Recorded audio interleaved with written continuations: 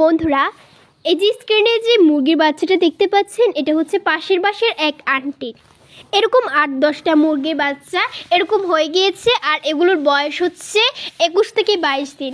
তো কী জন্য হয়েছে আর কি করলে এই সমস্যার সমাধান হবে, আর এই সমস্যাটার নাম কি, সব কিছুই থাকছে আজকের ভিডিওর আলোচনায়।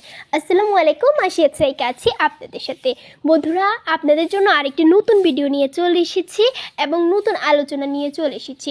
আশা করি আজকের ভিডিওটি আপনাদের কাছে অনেক ভালো লাগবে এবং অনেকটা গুরুত্বপূর্ণ মনে করবেন। তো বন্ধুরা, অবশ্যই পুরো ভিডিও দেখলে বুঝতে পারবেন, স্কিপ করে দেখবেন না, আর একটি লাইক দিয়ে দেবেন, তাহলে সবার আগে আমাদের ভিডিওগুলো আপনাদের কাছে পৌঁছে যাবে। চলে যাই মূল আলোচনায়। স্ক্রিনে যে মুরগির বাচ্চাটা দেখতে পাচ্ছেন, এই মুরগির বাচ্চাটা ঝিমানোর সমস্যা হয়েছে, ঝিমানো একটা রোগ, এই রোগে আক্রান্ত হয়েছে। তো এত কম বয়সে মুরগির বাচ্চার কী জন্য এই সমস্যা হয়েছে, মূলত আন্টিকে জিজ্ঞেস করলাম, কারণ আন্টি কোনো ব্রুডিং করেনি, কোনো লাইটের মাধ্যমে ব্রুডিং করেনি, এবং সর্বগুরুত্বপূর্ণ জিনিস যে প্রাকৃতিক চিকিৎসাও করেননি, তারপরে যে কৃত্রিম চিকিৎসা সেগুলো করেননি, তারপর কোনো ভ্যাকসিন প্রয়োগ করেনি। মার সাথে মুরগির বাচ্চাগুলোকে ছেড়ে দিয়েছে, যার ফলে মুরগির বাচ্চাগুলো অসুস্থ হয়ে গিয়েছে। তো তিনি কোনো নিয়মকানুন পালন করেননি মুরগির বাচ্চাগুলো পালনে, তার জন্য এই সমস্যা হয়েছে। বন্ধুরা, আপনারা মুরগির বাচ্চা পালন করার আগে আপনারা অবশ্যই মুরগির বাচ্চা কী করে পালন করতে হয়, মুরগির বাচ্চা কী করে সহজভাবে পালন করা যায়, মুরগির বাচ্চার রোগ সম্পর্কে, মুরগির বাচ্চা পালন পদ্ধতি সম্পর্কে খুব সুন্দরভাবে আপনারা জেনে নেবেন।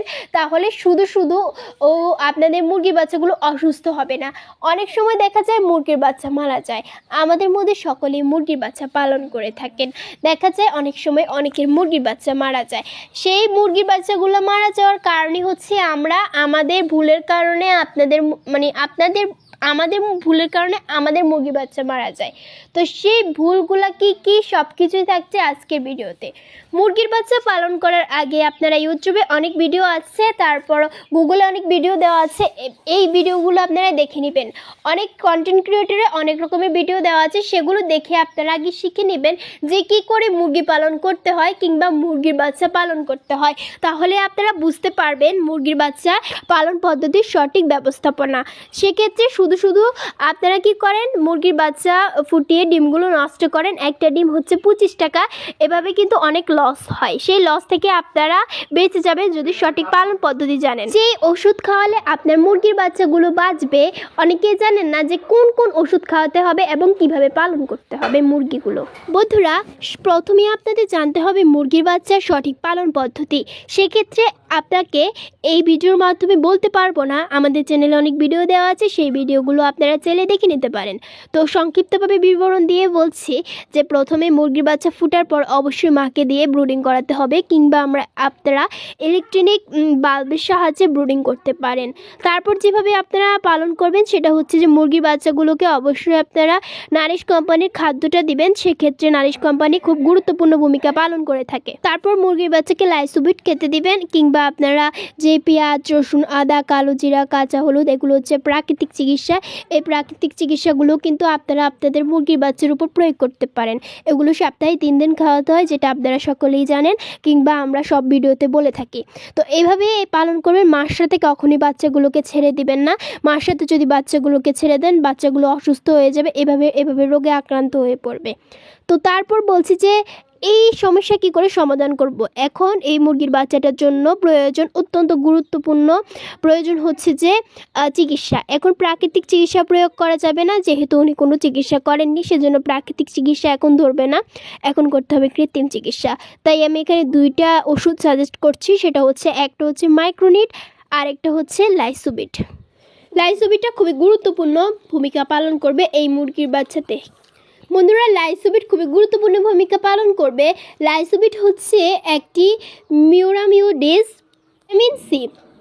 এতে ভিটামিন সি রয়েছে, আর ভিটামিন ই। এতে মুরগির বাচ্চা দেহে খুব গুরুত্বপূর্ণ ভূমিকা পালন করে এই 3টি উপাদান। এটি মুরগির শরীরে মুরগি বাচ্চাগুলোকে সুস্থ করে তুলতে খুবই গুরুত্বপূর্ণ ভূমিকা পালন করবে। আর বন্ধুরা, মাইক্রোনিট তো সবাই চেনে। মাইক্রোনিট হচ্ছে একটি অ্যান্টিবায়োটিক হিসেবে কাজ করে। মাইক্রোনিট সাধারণত ব্যাকটেরিয়া ধ্বংসকারী 3টি উপাদান সহযোগিতা তৈরি পানি দ্রবণীয় পাউডার। এটি সাধারণত 3টি জীবাণু ধ্বংস করে থাকে। আর বন্ধুরা, মাইক্রোনিট পাউডারে এই 3টি উপাদান জীবাণুসমূহের বিরুদ্ধে যৌথভাবে বহুকমে কার্যকারিতা প্রদর্শন করে। 3টি উপাদানের মধ্যে রয়েছে, একটি হচ্ছে হরিথ্রোমোসিন, আরেকটি হচ্ছে মাইক্লোয়েড, আরেকটি হচ্ছে অ্যান্টিবায়োটিক যা গ্রাম পজিটিভ ব্যাকটেরিয়া বা মাইক্রোপ্লোজাম বিরুদ্ধে কাজ করে থাকে।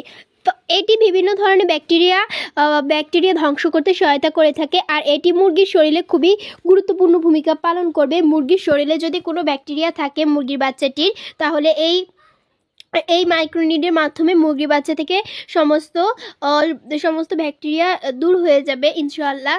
আর বন্ধুরা, এটা আপনারা এই 2টি উপাদান আপনারা যে করে খাওয়াবেন সেটির ব্যবহার ক্ষেত্র হচ্ছে, আপনারা চাইলে এগুলো খাবারের সাথে মিশিয়ে দিতে পারেন। আর চাইলে অবশ্যই আপনারা কি করবেন, পানির সাথে মিশিয়ে দিতে পারেন। আপনারা চাইলে প্রতি লিটার খাবার পানি 0.5 মিটার অথবা 1.5 মিটার আপনারা চাইলে মিশিয়ে দিতে পারেন। আপনারা চাইলে পানির সাথে মিশিয়ে দিতে পারেন, খাবারের সাথে মিশিয়ে দিতে পারেন। তো আর যদি এগুলো না করেন, তাহলে প্রথম থেকে অবশ্যই মুরগির বাচ্চাকে প্রাকৃতিক চিকিৎসা দিতে হবে। মুরগির বাচ্চাটিকে এই 2টা চিকিৎসা করার পর দেখতেই পাচ্ছেন মুরগির বাচ্চাটা খাবার খেতে পাচ্ছে। প্রথমেই কোনো খাবার খেলো না, কিন্তু এখন বর্তমানে দেখতে পাচ্ছেন মুরগির বাচ্চাটা সুস্থ হয়ে যাচ্ছে আর খাবার খাচ্ছে। মুরগির বাচ্চা দেখা যায় জীবাণু হলে মুরগির বাচ্চা খাবার খেতে চায় না, যার ফলে মুরগির বাচ্চা মারা যায় অসুস্থ হয়ে।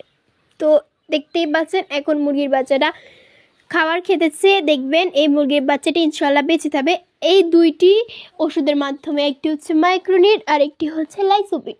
তো লাইসোবিটও খুব গুরুত্বপূর্ণ ভূমিকা পালন করে, মাইক্রোনিটও খুব গুরুত্বপূর্ণ ভূমিকা পালন করে। দেখা যায় লাইসোবিট এখন বর্তমানে অতটা পাওয়া যায় না, খুব বলতে গেলে বিলুপ্তির পথে। আর এটার দামটাও কিন্তু অনেক বেশি। আপনারা চাইলে মাইক্রোনিটটাও ব্যবহার করতে পারেন। 2টিই কিন্তু বেশি গুরুত্বপূর্ণ। তো অবশ্যই মুরগি বাচ্চাটাকে এখন প্রোটিনযুক্ত খাবার দিতে হবে, অর্থাৎ নারিশ কোম্পানির এই ফিডটা অবশ্যই সবসময় দিতে হবে মুরগি বাচ্চাটাকে সুস্থ হওয়া পর্যন্ত।